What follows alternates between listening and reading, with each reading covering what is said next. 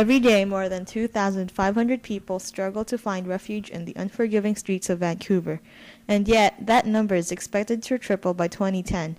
In British Columbia, there are an estimated 10,600 people living on the streets. Up to three-quarters of these people have mental illnesses and/or addiction problems. They're all unique, but it's people always think it's drugs, and it's the person's fault. But sometimes it's not. It's out of the person's control when they end up on the streets. I think it's one of those what comes first, the chicken or the egg scenarios. I think that sometimes homeless people do end up turning to drugs for relief, looking for an escape from their lifestyle. However, I think also sometimes maybe drugs are the result that turns people into looking for escapes of life on the street, so not being able to deal with their reality and turning to life on the street. So it's kind of a vicious cycle sometimes. However, I think there's also a lot of homeless people who aren't drug addicts, and we need to think about that as well. The type of homeless people, the type of person might change because our economy is so bad. I think you might see more families that are homeless, and they're not drug addicted people and they're not mentally ill people, but they might be out of work. In downtown East Vancouver alone, there is a 13,000 person waiting list for affordable and safe housing.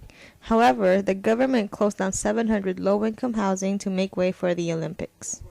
In terms of Vancouver, there are some basic problems. The basic problem is we don't have enough low-income housing that is affordable for people who can't afford to buy a house or to rent a house or buy a condo. To any homeless situation, whether it's Vancouver or anywhere else, there's really only two things. Number one, you need to open up the hospitals that the mental patients need. They need a safe environment for them to get better. And the second one is to provide them with low-income housing, housing that they can afford. If you take a look at various cities in the world, various countries, there is a lot of government-sponsored housing that is affordable for the majority of the people. And when you don't have that, then the low-income people, to people who don't even have income, simply don't have a place to stay. I think sustainable, affordable housing. So affordable housing with programs in place so people, until they get back on their feet, can live in places and afford places, right? So sustainable, supported for affordable housing.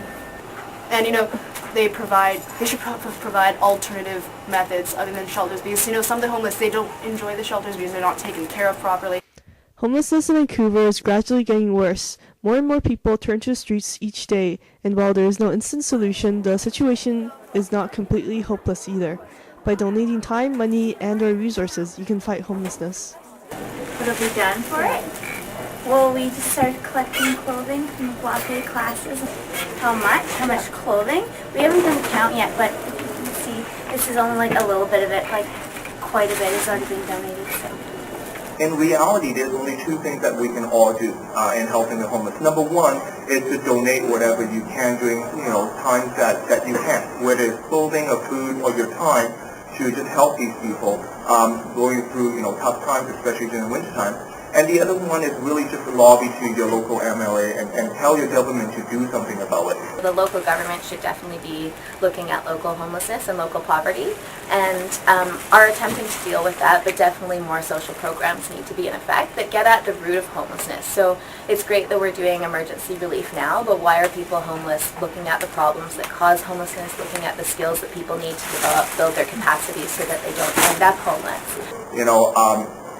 Giving food and giving clothes is a band-aid solution. You help them for the immediate cause, but in the long run, what's really going to help them is changing policy and changing the way that people view the homeless people. They're not necessarily just bums. They are human beings just like you and me, and some of them is just down on their luck, and we just need to give them a hand and give them a second chance. Society views homeless people as lazy bums who have no ambition to get anywhere in life. But the reality is many of these people suffered from uncontrollable sequences of events, such as housing foundations, a plummeting economy, and laid-off jobs. By casting away stereotypes and broadening our understanding, we can find a permanent solution for homelessness.